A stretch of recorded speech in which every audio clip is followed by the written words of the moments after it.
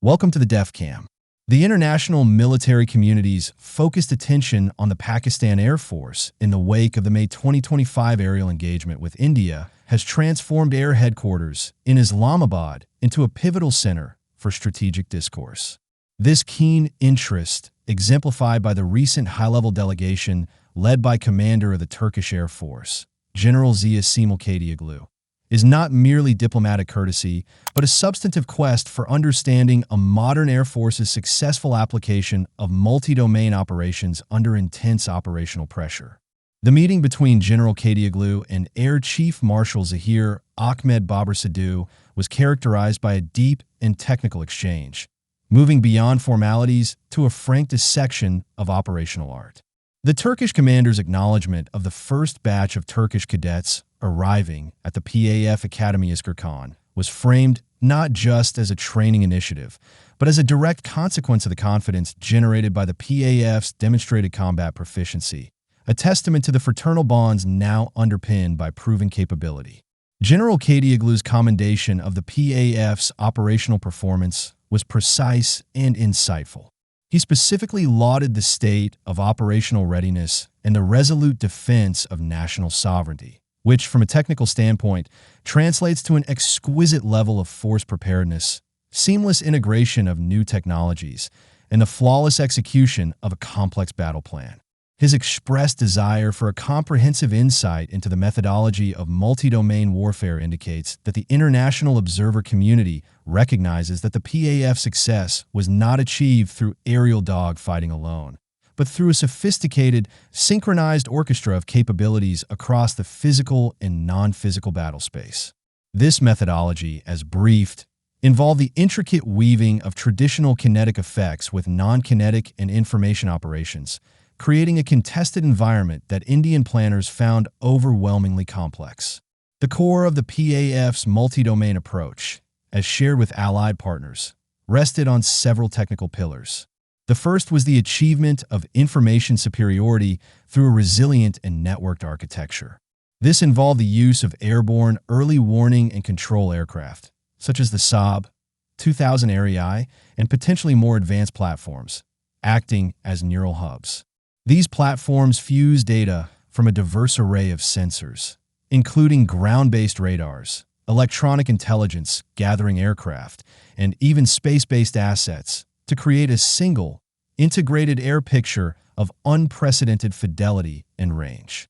This common operational picture was then disseminated in near real time to shooters, both airborne and on the ground, enabling rapid, informed decision-making that outpaced the adversary's observe, orient, decide, act loop.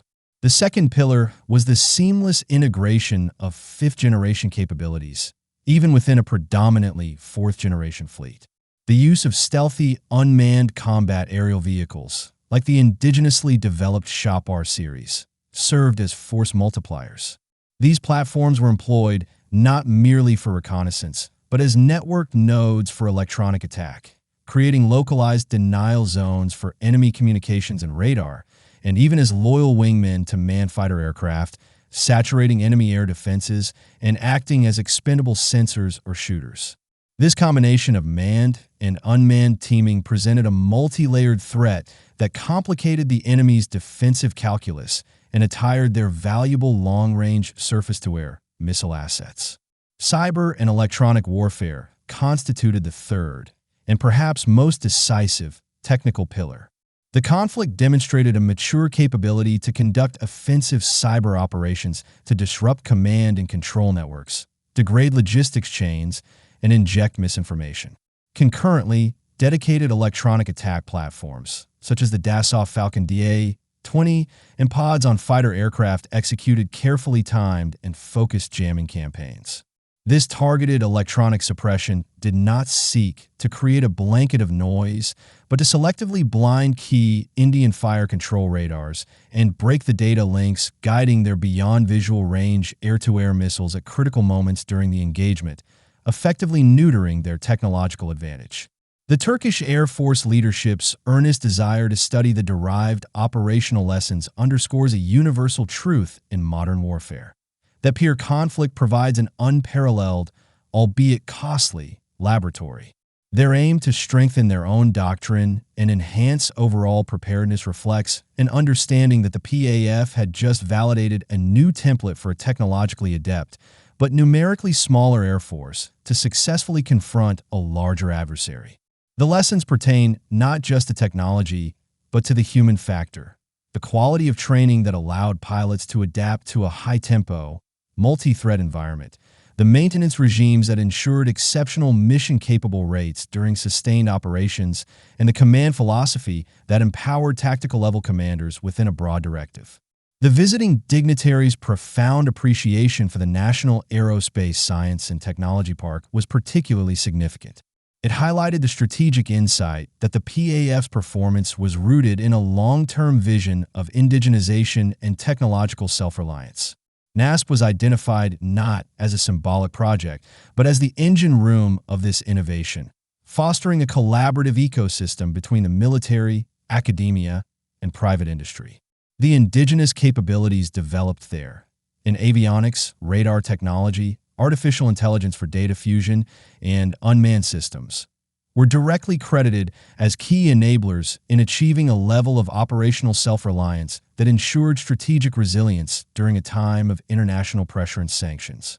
This model of fostering an internal defense innovation base is now seen as a case study for other nations seeking to break free from foreign technological dependencies.